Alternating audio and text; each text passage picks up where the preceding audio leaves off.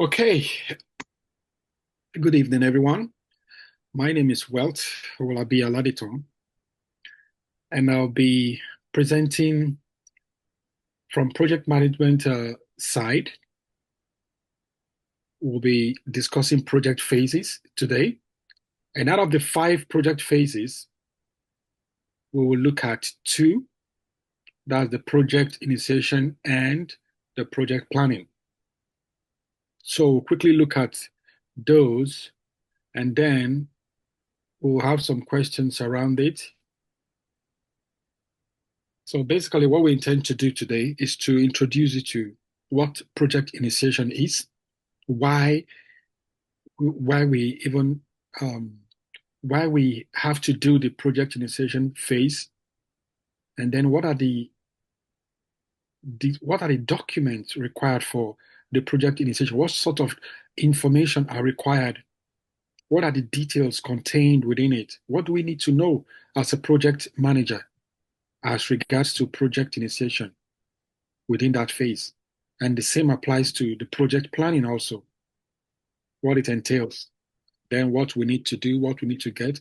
So we'll look at some of these processes, and then we'll discuss it, why it's important, how you need to do it, why you need to do it, and then when you need it done, okay, as it relates to your projects. So all these are what we'll be looking at. And then there are so many document templates that are available. Different companies, they have their different templates, but what I'm going to do so as not to confuse you is to give you a little task. So what you do, some of those documents, you will need to write them down, and then you will just go to Google and just say sample of this, and it will bring it out. But I have some, about three of them on the slide just to show you. But there will be some others that you will need to just go and look up from Google yourself. That will help you, okay, when you play around it, because um, there's no fixed template. Okay, different companies just try to use what suits their business objectives, but generally there are some templates that are overall acceptable. Okay, that gives you the information that you need. Those are the things that we need. So quickly, today we have the introduction to project phases. And within the project phases, we have five major project phases. Like I mentioned, we have the initiation phase, the planning phase, the execution phase, and then monitoring and controlling, and finally, the closure, project closure. Now, each of these phases are very important. You need to understand what needs to be done within these phases. As a project manager, when we say project initiation, when there's a project that needs to be executed, what is the very first step? Okay? The project initiation is the very first step. Now, what does it entail? Like what I have here, it says a new project or a new phase of an existing project. It might be an existing project that we're trying to bring out another phase out of it, or it might just be an entirely new project. So it depends on what part of the project it is. And then the next is the planning that establishes the scope of the project, okay? And also it refines the different objectives, and it also defines the course of action. How do we go about this? That's for the planning phase. And then execution. You've started, you've commented, you've started the project already. You started executing the project. So during this phase of execution, what do you need to do? What do you need to prepare? What documentation goes with it? What sort of process goes with it?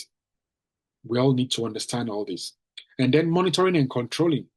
How do you track your project? How do you bring the review to the stakeholders? Okay?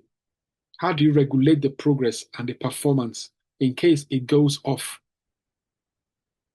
Those are part of what we look at within the project monitoring and controlling. And then project closure. When the project comes to an end, what are the formalities that goes with the project closure? So this will also be looked at because, most times people don't take project closure as something that is serious.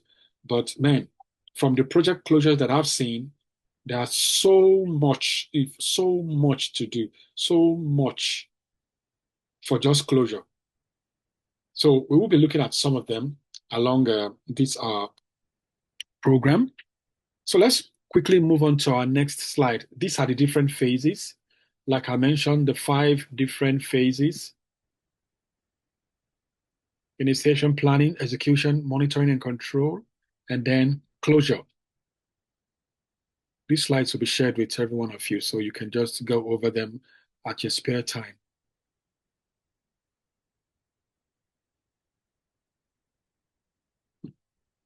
Now, the first, project initiation.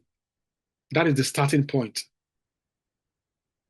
Now, what the project initiation phase does is it defines the why. When we say why do you want to carry out this project? Why? Why do you want to get this done? What is the reason behind it? Your initiation should be a good time to explain this because you're trying to go to the board of directors, the business owners to justify why this needs to be done. So you should be able to bring the why, the reason why this project is important. Okay? So that is one of the things that you should understand within the project initiation phase. It is a place, this is the phase where you need to evaluate the feasibility of the project. You need to answer some fundamental questions. You need to be able to inform the stakeholders what sort of problem this project will be solving, what sort of opportunities this particular project is taking advantage of. Okay? I'll give an example. Let's say you want to produce, assuming there was never Coca-Cola, and you say, "Oh, I just need to produce a dark drink, and for people when they're sweaty, just put it, chill it out in the freezer, and then it kind of quench their thirst and all that stuff." You are bringing reasons to why you need that drink. And then you say, "Oh, the weather, when it gets so hot, people just need something to drink. So that is why I want to bring out, this particular drink." And then, aside quenching their thirst, I've noticed that most of the drinks around, are basically lemon, orange based. So we're trying to bring out something Coca-Cola, want to bring some cola flavor. Now you're bringing reasons. So you will definitely go beyond that. Look at the market also. And then what sort of problem are you solving? Have people been complaining? So those are the data that you will bring together. And then you will present these to the stakeholders, the business owners. Okay? In order for you to gain buy-in, in order for them to accept what you want to bring, in order for them to accept the project, for them to have buy-in, and then set the project on the right path. Okay? So you need to be able to answer that question, why? That's the first part. Why this project? Why this product? Okay, maybe there's a particular product you want to bring to the market. Why this product? Let's move on. Then key activities in the initiation phase. Number one, we say you need to identify the problem or the opportunity. And then once this is done, you will clearly articulate this business need or strategic advantage. You will articulate, you need to put them down, write them somewhere in a particular document. Okay? And then you now define the project goals and objectives. What specific outcome do we want to achieve with this product? And then those objectives need to be SMART. Those objectives need to be specific, measurable, achievable. They have to be relevant and time bound. You put a time to it that within these 3 months, within the 6 months, this should be achieved. And it has to be achievable. And it has to be measurable. You should be able to measure it that, oh, at this particular time, we are 20% gone. We are 50% gone. Oh, we are 90% there. You should be able to measure it. And then, while you're at it, identify who your stakeholders are. All the different stakeholders, internally and externally, those that will be affected by this product, those that will be influenced by this product. You need to identify every one of them. Some examples are your customers. Who are your customers? Where are they located? What is their geographical location? And then what's their age bracket concerning this particular product? Is it a product for the elderly? Is it a product that cuts across all ages? Is it a product that's for kids?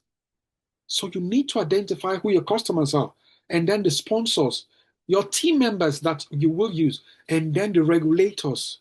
What sort of regulations are there regarding this product? All these need to be identified and then documented. We are still on the project initiation phase.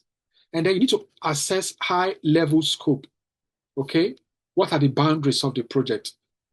Then what's in and then what's out? What is part of this project and then what's not part of the project? What's part of this product and what's not part of this product line?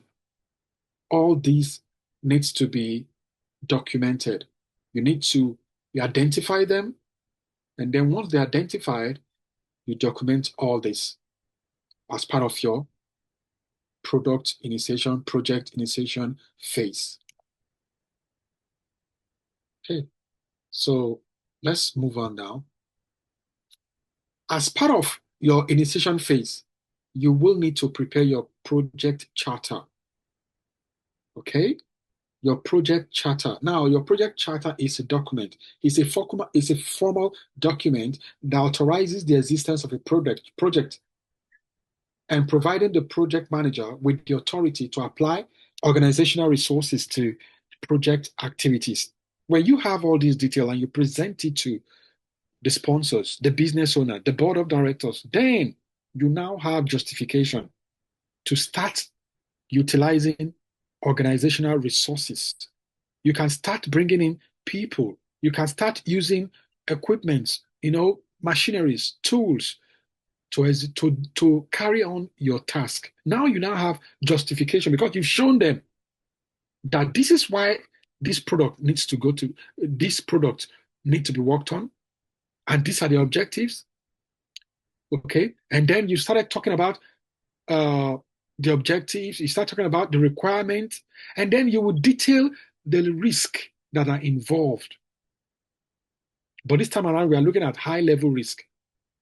What sort of risk are there? You will analyze the risk. You need to identify the risk first. You analyze the risk. And then you look at the summary, the milestone schedule. What sort of milestones are there? What are those major points that you will get to and say, oh, we've achieved this milestone, we've achieved such level of success? All those need to be broken down within your project charter, but on a high level. So there will be a summary milestone, there will be a summary budget, and then the authorization of your project sponsor. All these will be contained in your project charter. So as a task, you will write down project charter and then look at samples of project charter on Google. You can just add IT project charter. There are different types of project, different types of product, and then you will see samples. Some are just the 1 page, some 2 pages. And then you will see the features. You look at what it contains. That's for the project charter, still within your project initiation phase. Then the next, we look at the business case. Business case is also another document that you need to prepare. Most organizations, they have a template for that. So all you need to do is just fill in, the blank spaces, and then you change it as it relates to what sort of peculiar product that you're trying to work on. So the business case provides project value. Now the content It justifies the undertaking of a project. So what it does is that it outlines the benefits of that particular product. It will give you the cost, and then it will also detail the risks that are involved. So when management looks at your business case, they should be able to see what the cost looks like, what are the risks involved, and what are you doing about those risks. So don't just put out all the risk. You should be able to identify them, analyze them, okay, and then put mitigation plans in place for those risks. Now, the benefits for this project or product, because they want to know what the benefits are. Because they're into business. They want to see, are we making much profit from this? How is it going to benefit the organization? All these will be contained within the business case. Okay? So what the business case does is that it provides a rationale for investment. So when your sponsors, when they look at it, they will now have a good understanding of it and then be able to now make up their mind, their decisions based on what they have on the business case. After assessing the different risks, the cost, and then the benefits, they can come up with, yeah. So they can all come up with ideas and say, okay, decisions are made. We will go for this product. We're going to invest in this product because of this, it's justifiable. Okay? So your business case will also serve as a reference point throughout the project lifecycle. So as you're carrying out the project, you go back to the business case and say, oh, what we said we were going to do, are we actually achieving it? Are we online? Are we on target? So you can actually look at it as a reference point and say, okay, we said we're going to do this and this is how it's going to look like. What we are doing now, does it look like what we have in our business case? So it's a reference point all through the project lifecycle. And also, when your management looks at your business case, they will also understand what the return on investment is like.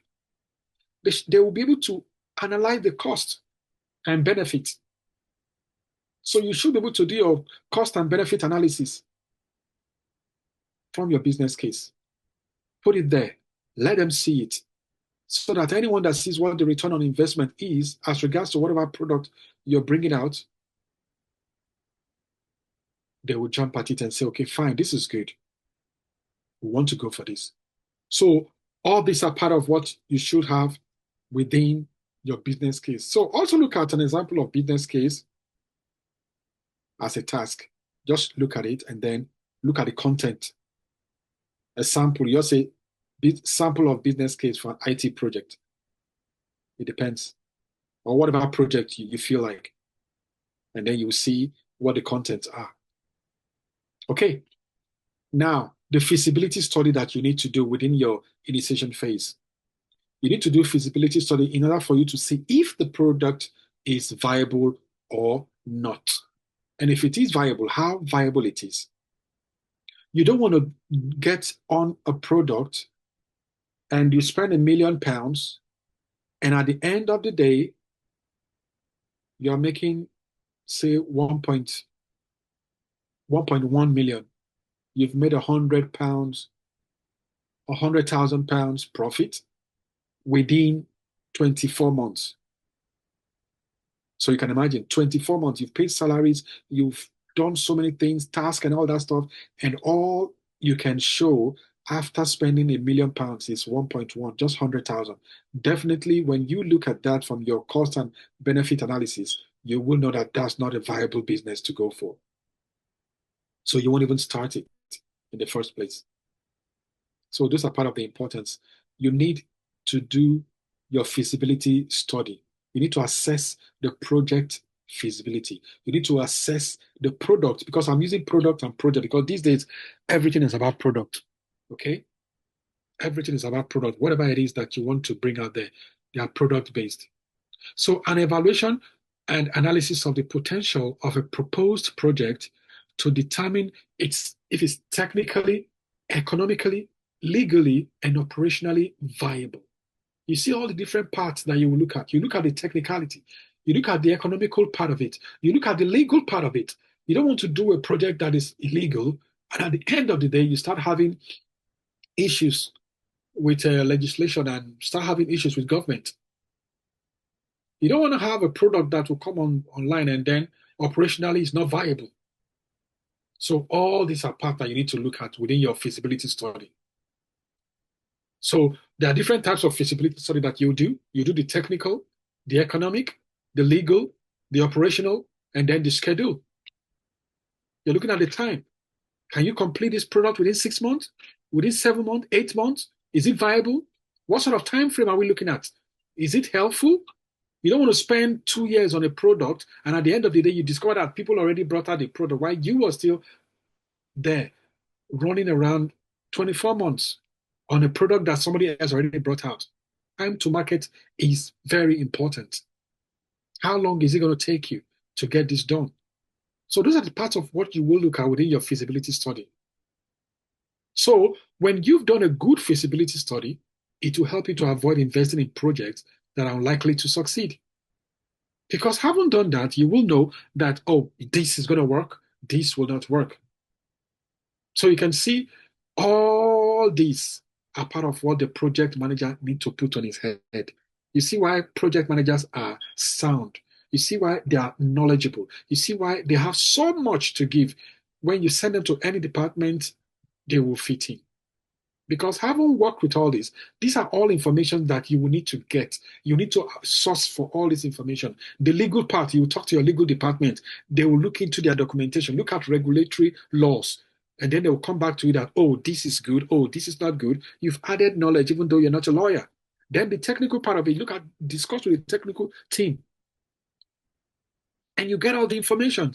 And then you bring all this together within your feasibility study to now make up the decision to be or not to be. Are we going to do this or not? I hope you can all hear me, please. Hello? Yes. Okay, thank you very much. Because I love to be sure, because once everywhere is quiet, I want to be sure that we're together. Okay, so let's move on. Now, what are the deliverables of the initiation phase? The key outputs of the project initiation. The contents includes the project charter. Now, this needs to be signed and approved formally, and this formally launch the project. Then you need to look at the business case, like I've mentioned, the feasibility study report that needs to be done. You need to detail your viability analysis, and then stakeholder register. This needs to include all the different stakeholders that you've identified, internally and externally. And then you look at your assumptions log.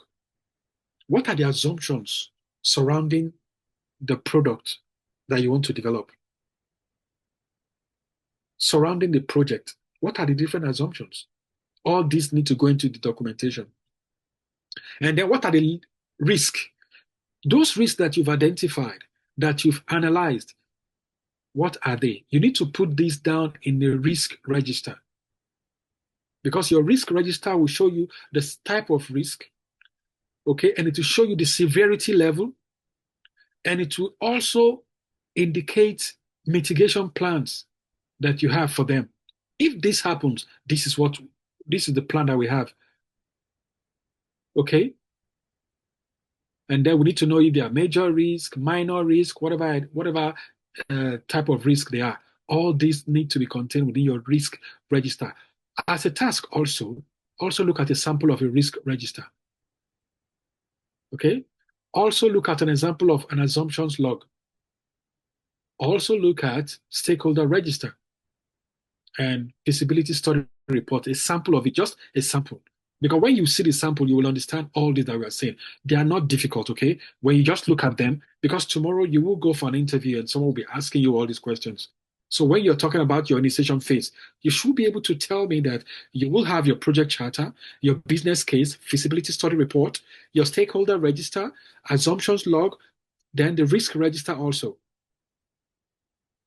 Okay? So all these you need to get together within your initiation phase. So you see, you can imagine just within the project initiation phase, All this needs to be done. So you see that you have quite a lot of work to do, and the project has not even started. So you can see that you can even be on this for 3 months. You're still working on your initiation phase. So we have a big, huge project coming up. I'm still working on the project. Okay, we're just through with the project charter. The business case is still, we are trying to fine tune the business case. Well, I've sent it for approval, but it came back again. There are some bits and pieces that I need to put together and, fix some stuffs, add some stuffs, based on feedback from top management. So all these are what you'll be working on. Now let's move on to the phase two, which is the project planning. Now, project planning comes when you're done with your initiation phase. So you all have all those documentation in place. Management, they've got that. They've made all the justification and then decided that, yes, we're going to invest on this. So now that they've said they're going to invest on this, you, the project manager, you start your work. Planning. What does planning entail? In your planning phase, you need to have what you call the roadmap to success. You need to have the project roadmap or the product roadmap. Okay? Now, this will detail how are you going to carry out this project. This documentation will show how. Remember, your initiation talks about why. Why do you want to get this done? What is the benefit? Why do you want to involve in this product? We've dealt with that. Now we are going to the planning phase.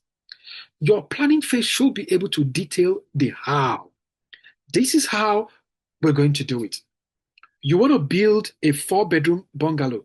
You already told them why, because people need housing, because there are people out there that don't have where to live and they have the money to pay for it. You've already given them justification. Okay, fine, they've signed it. So how do you want to do it now? Your planning phase should be able to tell us how. And then this phase involves the breaking down of that project into smaller, manageable components. And then you need to now define the approach that you are going to go with to achieve those objectives. Remember, within your initiation phase, you brought up your project or product objectives. Now, how do you intend to achieve them? This is where the planning comes into play. Within your project planning, you should be able to tell me how you intend to achieve what you want to achieve. Okay? Because once you've done this properly, you're going to reduce the uncertainty. You're going to minimize the risk involved. And then you're going to show a clear path for the team that will be working on it, how to achieve their goals. Because now you've set goals.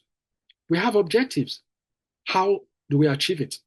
With proper detailed documentation, you will be able to define the approach, and then the plan will also bring reduction into uncertainty, because there are several uncertainties as regards to the project. Several uncertainties. Like you want to build a house. How do you get your cement, your granite? Who says that the seller will still be there in the next 6 months? You're not 100% certain. So if you want to reduce such an uncertainty, you will look at all the granites that you need. Oh, I need 50 tons. And then you pay for those 50 tons. That way, 6 months time, he can come back and say, oh, well, I'm sorry, we have no more granite at the moment, because you've paid for it. And then you have somewhere to store them. That way, you've dealt with that uncertainty. You've reduced that risk. So the same way to every other thing that you need for that project. Whatever it is that you need for those products, you look at it. What are the risks involved? Analyze all the different risks after you've identified them. And then you assess them. What's the severity?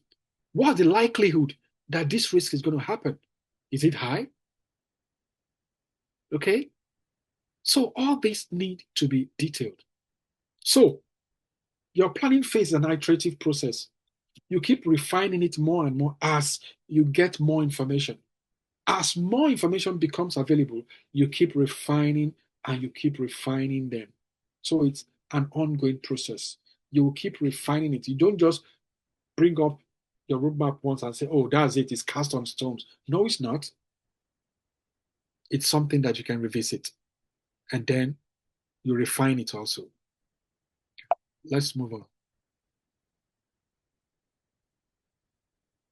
So, what are the key planning areas within the project planning? The first one is your scope management. You need to define what is and what is not included in your project. What is part of this project, and then what is not part of the project. I'll still use the building of a house as an example. You want to build a 4-bedroom bungalow, okay? And then someone is saying, okay, now that you're going to build this, why don't we, first of all, tar the major road that leads to the street, and then when you're tarring it, put street light there first. That has got nothing to do with the bungalow that you want to build, because the street light is for the government to deal with. All you need to do is to concern yourself with how will your vehicles get there. Do you have a good road? Can you grade the road to get to that point? If they can do that, fine. Then they get their product there, because they won't be moving every day. So you need to understand what is part of your project and what is not part of it. It's part of your scope management. Know what the scope is, detailed scope. And then your schedule management also. How long is it going to take? You need to create a realistic timeline for completion of that project and for every phase, because you're going to break down the project into smaller chunks, smaller phases. Okay? You want to build a house. First of all, you acquire the land. Then you clear the land. After you've cleared the land, you need to start looking at how you're going to dig up for your foundation. You need to start looking at how you're going to cast the foundation. You need to start looking at how you're going to, build the German floor, whatever it is. So these are little phases. So what timeline are you, what timeline are you allocating to each and every one of these phases? They got to be realistic, because those timeline goes with budget. If you say you're going to achieve that in 3 weeks, remember, people will be working within those 3 weeks. If you want to do it for 6 weeks, people will be working and they are being paid. So imagine if you have 2 project managers doing same project, and project manager A completes the building within 3 months and B completes his within 4 months. You can tell that B, 4 months, would definitely have spent more. And if it's the same quality and the same product that's been delivered, definitely management will frown at the other project manager B. Why? What happened? You say, well, we didn't plan properly, and that's why our timeline actually escalated, because there were some suppliers that could not deliver product on time. Yeah, because you did not manage that process properly. Resources were unavailable. You didn't bring up those risks. Those were not part of your risk. So because if they're part of risk that you've identified, then we would have been able to look at the risk register and say, oh, this was identified, how severe it is. Then what were the mitigation plan? Because once it sets in, we'll quickly go for the mitigation plan. That's the whole idea. So schedule management is also important. And then your cost management plan also, estimating and budgeting for every project expenses. That should be on top gear. It should be properly estimated, properly budgeted for. Every expenses. You don't leave any out. Not after they're almost done and say, oh, we're very sorry, we didn't add these expenses for this miscellaneous. No, all those should be added. Nothing left out. And then resource management. You need to identify allocating necessary human resources, equipment, and then material resources. Who are the people that will be doing what? What sort of equipment will be required? And then what sort of materials will be used? All these need to be managed within your resource management. So you're going to have resource management plan, cost management plan, schedule management plan, your scope management plan, quality management plan. Okay? Because you're defining quality standards and how to achieve them. You will initially define what the quality standards are, and then you state categorically how do you achieve them. I want to have bricks of this weight. I want to have them of this texture, and I want to have them to have this strength. So when they put strength of material, when they bring in materials that can measure the strength, it doesn't fail. So you state what the standards are, and then how do you achieve those standards? You want to develop an app. You want an app that will not be slow, that once someone gets on there, you know, once you just click on it, it goes on. Not the one that will be routing, loading forever. You state those standards, and then you allow the team to understand how to achieve them. And then the risk management, which I've mentioned, you identify those risks, analyze the risk, and then you plan the response to those risks, mitigation plans. And then communications management. You need to plan how communication will be shared with top management, with team members, with stakeholders. Every one of them must enjoy a high level of communication. And there are different ways to communicate with them. So all these are part of what you will understand as a project manager. How do you communicate with customers? How do you communicate with the team members? How do you communicate with top management? How do you communicate with stakeholders? All this needs to be part of your planning. And then finally, stakeholders engagement. Under stakeholders engagement also, you will identify those stakeholders, and then you need to plan how to effectively involve those stakeholders. You need to understand how to manage those stakeholders because there will be some very difficult stakeholders. How do you manage them? How do you communicate with these stakeholders? Those are part of your job. That's why you see a project manager when they stand in a meeting, they command respect when they know what they're doing because they've done their due diligence. They know how to communicate with the upper level and then the lower level. Let's move on.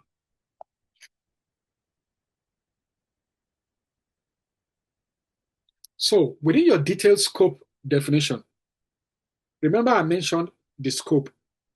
We're looking at what is within your project and what is not there. So all those details contained within the project, they need to be broken down into smaller chunks. And this, you can bring it up in your scope statement. There's what they call scope statement. That's within your project planning phase now. Within your project planning phase, one of your documentation is your scope statement also. So try and note that and also search it out. Just get a sample of it, your scope statement. So it's a detailed description of the project and then the product. It includes your deliverables and exclusions.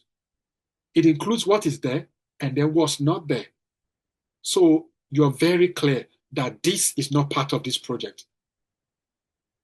We're building a house. We are not adding an underground bunker to this building. You stated it clear there. So not when it's completed, someone is now looking for underground bunkers.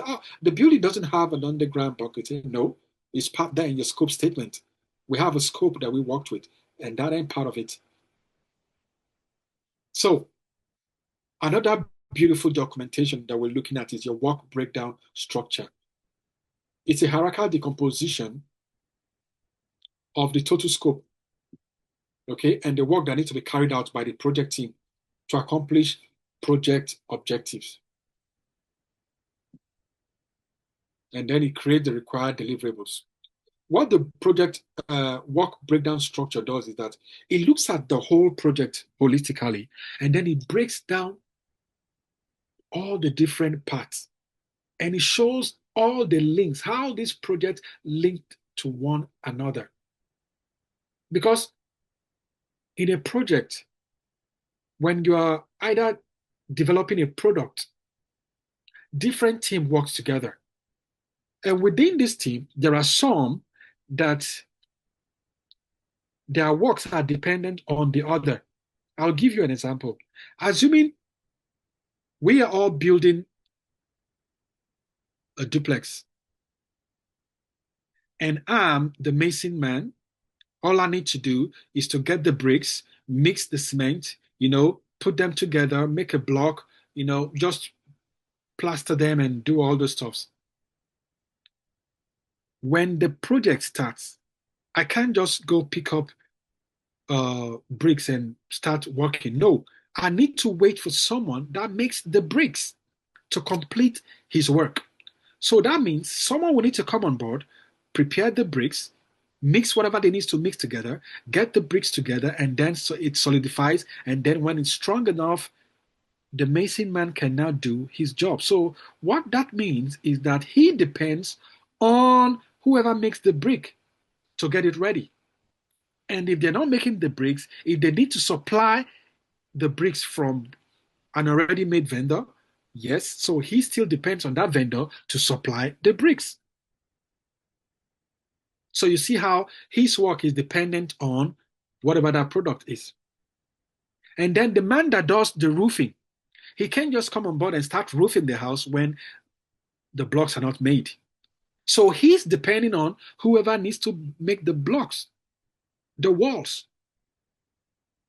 So you can see how A depends on B, B depends on A.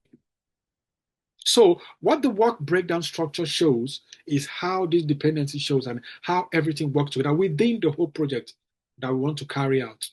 It breaks it down into smaller chunks, and then you can now have an idea of the different scope once you look at it.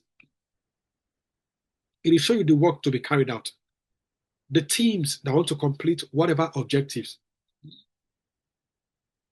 I will show you an example of the work breakdown structure. So it breaks down the work into manageable work packages. And it also ensures that all necessary work is identified and then nothing unnecessary is included. Because once you see it, you know that this is not part of it, it's not part of it, it's not included in your work breakdown structure. And every necessary work is identified.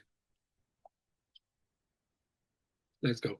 Now, this is an example of a work breakdown structure. Can you all see it, please? Can you see it? Yes. Okay. So you can see, I just gave a simple example of construction of a house. Okay. So this is broken down into three major parts. The first part is the internal work. Another part is the foundation. And then another part is the external work. Look at number 2, foundation now. Within the foundation, there's excavation that needs to be done. Then there's steel erection that needs to be done for this foundation to be solidified. And then within the internal, there's an electrical work to be done, plumbing work to be done. But before you do this, you know that something needs to be done first. Steel, excavation, the foundation needs to be done before you start talking about electrical and plumbing. And then there's a point you get to, once you start doing this, the electrical lines need to be constructed also. So all this will be shown within your work breakdown. Look at the external part, the masonry, the building finishes. You see, the painting contractor, the work, the budget, the masonry contractor, all this will be shown in your work breakdown structure. Now, this is just for construction. You can also have your work breakdown structure for other product. You can also research different types of project and what sort of work breakdown structure you will see. There are so many, so many. There are some that will show you the dependencies that A needs to be completed first before B. Okay? Good. Let's move on.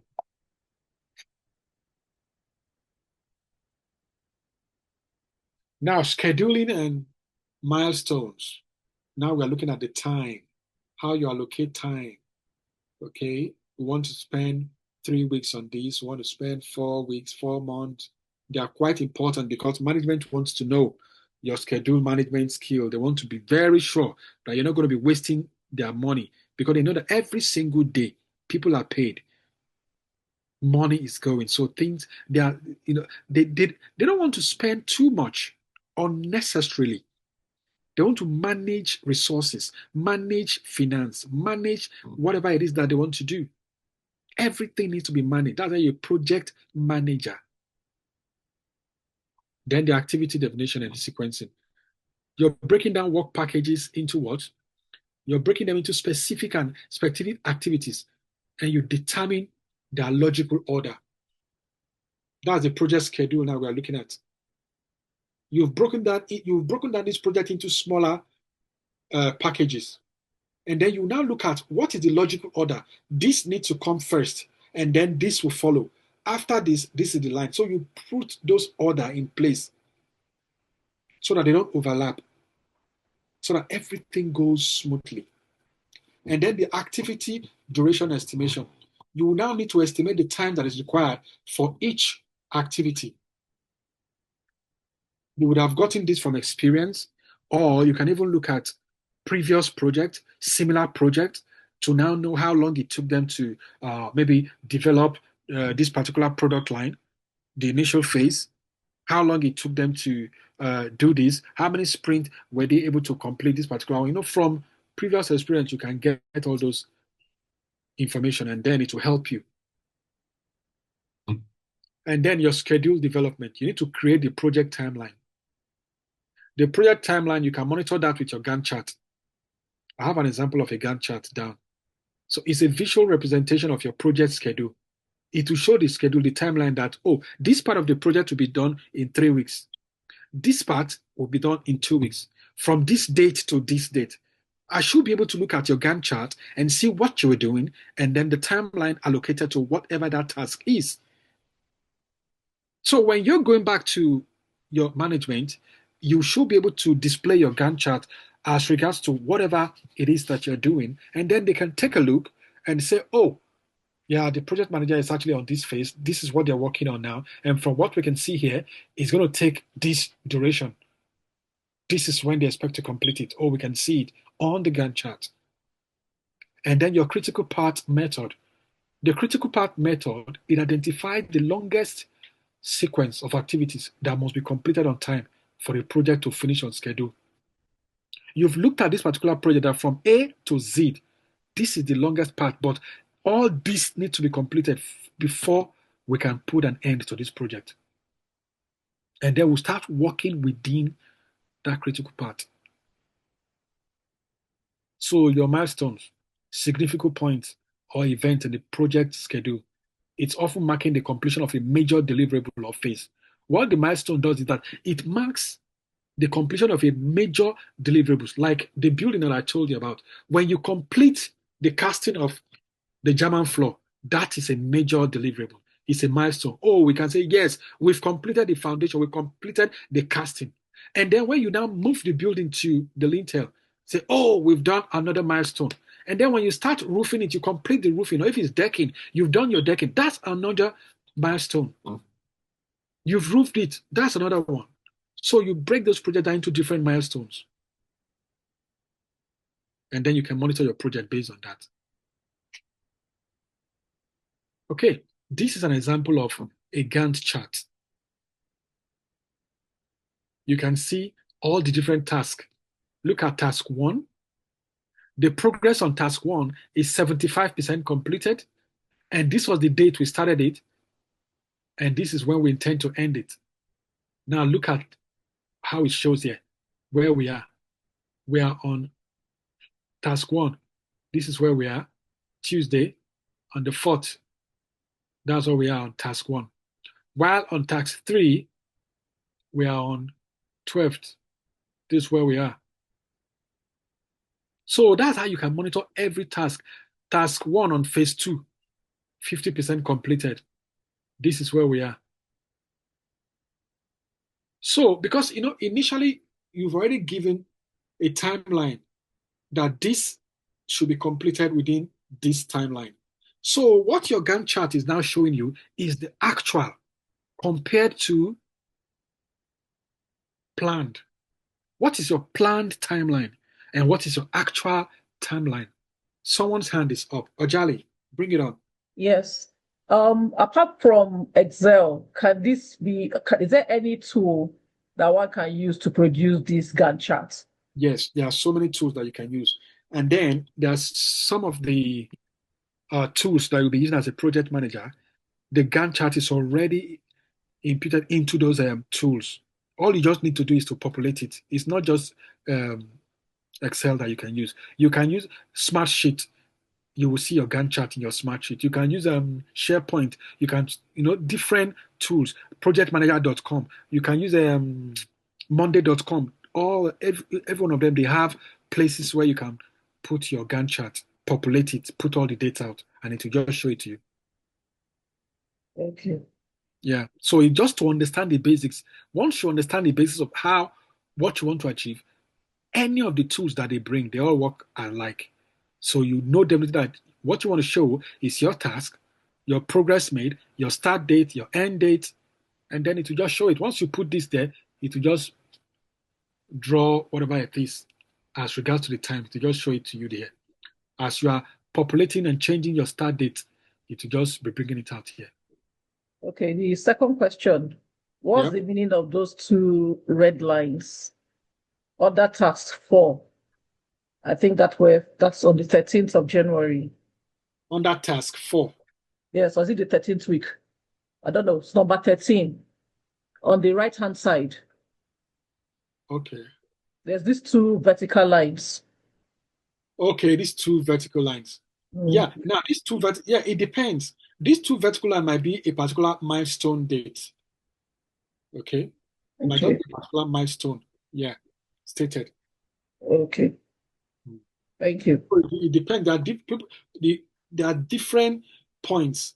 It might be milestone. It might, and at times it might just be a project phase that will say phase one. These are the date for phase one. Maybe it's just 2 months. Wherever you get to, we know that, for the phase one, this was what we're able to achieve, all that within the red line here. So it depends. That's why you see this. Yeah, Okay. Thank you. you're welcome. Okay, so that's the Gantt chart for you. You can see the date, you can see the week, the company name, you put it there, whatever the project lead name, the date will be there. And then your risk management and quality planning. See, risk management is very important for a project manager. They don't take it lightly. So you should be able to understand 3 major things. How do you identify those risks? Okay, how do you assess those risks? And then what's your mitigation plan for those risks? What is your response plan? When you identify them, you analyze or assess them, then what's your response plan? What do you intend to do if it happens? Do you have a plan? All this need to be documented in your risk register. So that is in fact, that's all you need to understand when it comes to risk management. You identify the risk, what could go wrong, you analyze them, how likely and how impactful, how likely is it going to happen, and then what will be the impact if it happens? And then the response, risk response. What are your strategies to mitigate it? How do you avoid it? How do you transfer this risk? Because there are some that you cannot avoid, but you can transfer the risk. Or you want to accept it. There are some risks that nothing you can do about it. You just need to accept it. So if it comes to that, you discuss it with management that there is this particular risk, but there's nothing we can do about it. We need to accept it. We need to accept it. So they've made up their mind that they're going to accept that particular risk. But you need to identify, analyze, and then show the response plan. And when you're doing this, most of this works are not what you do alone. You're working with a team. All this information you get from people. Then you will have a round table discussion where all the different team members will come up and then start discussing risk. You have a risk management discussion time where all the team will come together. We just want to discuss the risk management plan for this particular product. And people will start bringing in their suggestions, ideas, what they've done based on their experience. And then you collate all this together. You create your risk register. Then quality planning. Define the quality standards that is relevant to the project and then its deliverables. You need to determine how to satisfy those standards. What do you need to do in order to keep those standards, in order to achieve those standards? What are the metrics that need to be measured? What are the testing procedures? What sort of audits need to be carried out? Okay? Because we are bringing all this, because if you are doing an agile project and you'll be looking at testing procedures, because you need to test things to show the quality. That's why the QAs are there. You will now say, okay, fine, this meets the definition of done or not. It meets the acceptance criteria or not. Okay, so you need to ensure that the project meets the needs for which it was undertaken. You need to ensure that part of your quality plan. Ensure that it meets the need why the project was actually done in the first place. We've done so much today. Now, deliverables of the planning phase. What are the deliverables for this planning phase? From all that we've mentioned so far for the planning phase, you will need to get your PMP, Project Management Plan. That's the comprehensive document that shows how the project will be executed. It will show how it will be monitored. It will show how it will be controlled and then closed. It comprises of subsidiary plans. And then your scope baseline, your scope statement, the work breakdown structure, WBS, your schedule baseline, the approved project schedule, because once you've detailed your schedule, the timeline involved, management will need to approve it. Your cost baseline also from the approved budget, and then your risk register. That's the updated version now, because initially you did your risk register within your initiation phase, but this is more detailed and it now needs to be updated. Your resource management plan, the people that will be used, the equipment that will be used, the materials that will be used, and then your communication plan, how you communicate to management, how you communicate to the team, with stakeholders. All this needs to be shared. So you see all the different documentation required within your planning phase. And you can also add your PID. I think, yeah, that's for the, that goes with the initiation plan, sorry. Your P, that's your product initiation document, PID. So that's part of your initiation document. Because most companies will just say, have you gotten your PID, so that you will understand what it is. It's still based on what we've discussed. But you can also look at the sample. It's always bulky, but you can summarize it.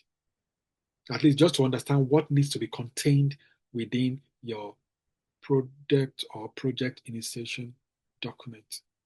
So it's all about knowing what needs to be in it. Okay, and then when this comes to play, when do you need your scope baseline? When do you need your scope statement? You know that it's within your planning phase. When do you need your work breakdown structure? It's within your planning phase. The risk register, resource management plan, communication plan, all this comes within your planning phase. So we will go through this. Is an example of a project roadmap. Okay. Now this shows everything about what they intend to achieve within that project and how it's being broken down. Everything about the project. Everything. So they just broke down everything from beginning to how it ends, to the end. You can see the new admin console, the third-party interrogation, the security 2.0, then on-premises backup, the code review, that's the end part at the top. Then shopping cart, we're talking of, a web team, a mobile mockup, marketing team. This one is more like a web development project. So all the different phases being analyzed, that all this is what we intend to do. This is the roadmap. And at the end of the day, performance management, content review, ticketing system, Q3 initiation, all details are shown here. So it's now left for us to start breaking each one of them down. You start from each one that is here now, you can now break it down into smaller chunks that will be shown in your work breakdown structure. Because this is a high level requirement. So from here, you can come here now and say, okay, the new admin console, just this alone, you might bring it up in a work breakdown structure and now see so many things underneath that needs to go. There are so many details within this that are not shown here, but within your work breakdown structure, you'll be able to break it down and show how they link to one another and all the dependencies there. But at this level, we are dealing with a high level information that shows everything about the project. So when you take this to management, they just understand that, okay, this is from A to Z, showing everything. That is a project roadmap. That's a sample. There are different samples. So time for question. Building a strong project foundation. We've defined the why and what at a high level, ensuring project alignment and authorization. Then for planning, details the how, creating a comprehensive roadmap for execution, managing variables, and then mitigating risk. Yes, Osarime, you have a question. Your hand's up. Bring it on. Hello, world. Hello, Hi. everyone. Good evening. Good evening. Yes, so I actually did, enjoy the teaching for today, and they were very clear and straight to the point as well. So just I just wanted to, ask. So this is not Scrum. This is Agile and Prince 2, right? The Yes, structure. yeah, the structure here is basically Prince 2, but Exactly. yes, yeah. But the Yeah. idea is here, you can bring this knowledge into your Scrum in the sense that when you get to a company and you want to work as a Scrum Master, you will be surprised that they will ask you to go for a new project that they need to do the initiation phase. It is possible. They might just push it out and say, okay, what's the initiation document that we require for this uh, website development or the the product charter. So it depends, but the knowledge of this cuts across. That's the point. Right. Because I'm currently working as PM analyst, and this is the exact structure that we're actually following right now, right? Okay. Um, and I was actually told to do to put the project roadmap together for sprint as an agile project manager, Yeah. right? So the structure is totally different from what I'm actually doing in terms of the following the Scrum methodology or Scrum framework, and also what I'm used to, which is the Prince 2 structure. So Yeah. that's the reason I'm like, okay, let me get this straight. What you just taught tonight. Um, yeah, because that's what I'm used to. That's the normal Prince 2, from initiation to execution phases and all of those. Why with the Scrum is totally different. So Yes. does that mean that at the workplace you can actually do both structures like in one organization? Yeah. In one organization, you can you can actually bring in your knowledge of your Prince 2 Yeah. into the agile. Okay. Like you've seen the product roadmap that I showed. Yes. You can also do that for you can also do this for Scrum. So it's just Okay. going to show different sprints. It's just going to show all the different features.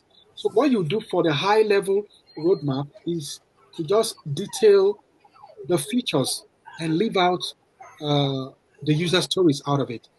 So the major features are what will be displayed. And within those features, you have user stories underneath every one of them. So it depends on how you want to structure it. But the point is to just have an idea of how it's being done. Your roadmap is just a high level uh, information. And if they Yes. say they want you to showcase more information, and then underneath, you might just want to bring in one or two sprints. Sprint, yeah, yeah, okay. Okay, because what I'm currently putting together has all the sprints in it. But it is still actually a roadmap and it looks like this, but the difference is that it's got like the sprints Yeah, in yeah, it. Yeah, so that's the difference. Yeah. that's powerful. All right, thank you so much. Yeah, you're welcome. I'm going to look for you on Telegram and so you can help me have a look as well. Okay, that'll be fine. Thank you. Yeah, you're welcome. So to bring this to a close, the planning, we've said initiation, it defines the why. Or Jali, you have a question. Okay, finish first, then I'll ask. Okay. For the initiation, we've dealt with initiation, the planning. We said the initiation defines the why and what at a high level. Why do you want to do this? What is it that you want to do? Okay, so at a high level, it ensures project alignment, and then once it aligns, authorization will come from top management. For planning, planning details the how. How are you going to create this? You create a comprehensive roadmap to show this execution plan. And then how do you manage the variables? What about the mitigation for the risk? All this needs to be shown within your planning. So these initial phases are critical for reducing uncertainty, gaining stakeholders buy-in, and setting the stage for successful project delivery. So that's it. So call for action. A failure to plan is a plan to fail. Thank you very much. Question time, please. Ajali, your question. Okay. I was researching about how to visualize project plans. I came across something online. It says plan on a page, and I'm seeing that it looks similar to this roadmap. What really is the difference For the between the roadmap. two? Yeah, that's it. That's it. Because it just on a page, you can see everything that you need to do about the project from A to Z, like I said. Okay. That's why I need to see your product roadmap because it's going to show me everything that you've discussed within your PID, everything that you've discussed within your scope statement. I want to see it there, high level though, but it shows me where you're coming from, where you're going to as regards to the project. From A to Z, you're going to do this, and this, all the different tasks, high levels, they are all contained within your product roadmap. So that's it. It's very simple. Once you just understand it, you can go around it in different ways, but you have an understanding of what it is. Okay. So that is it. Any other question, please? We will share this with you and then you can look at it. And on our next meeting, we'll be looking at execution. When it's time to execute a project, what is involved? And then monitoring and controlling. When the project goes on, what are the steps you need to monitor? What are the things you need to carry out for the progress? So those are the other points that we'll be looking at. And finally, we'll now look at project closure on our final lesson. And after that, we will now look at live projects and see how all these different phases come into play. Okay, so we spent quite a lot of time. What's our time now?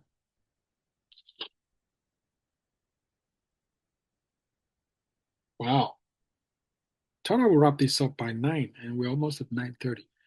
Okay, so any other question, please? No question? Wow, that's good. So that means we all understand everything. Thank you so much. I will stop sharing now and let's just leave you guys so that you can continue with the work that you've got. Remember all those different samples that I say you should get on Google.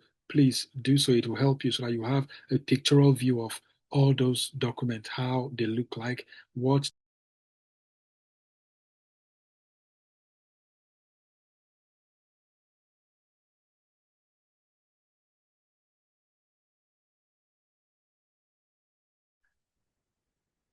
is so. And Emilia's hand is up. Okay, Emilia, please. Yeah, I think what I wanted to ask is what you're explaining now again. What I got, you say you should write something about project charter.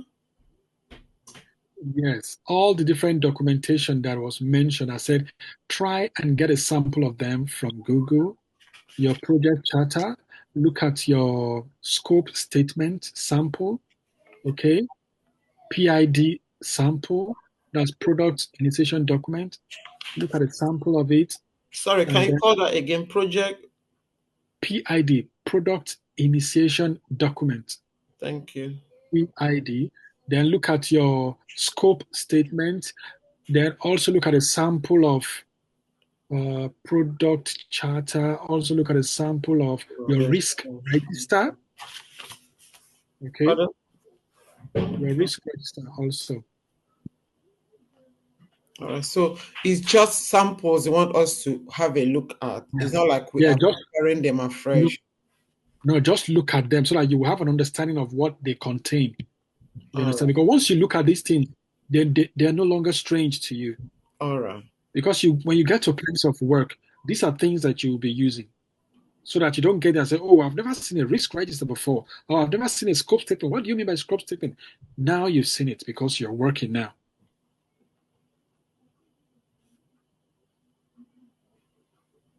Thank you very much.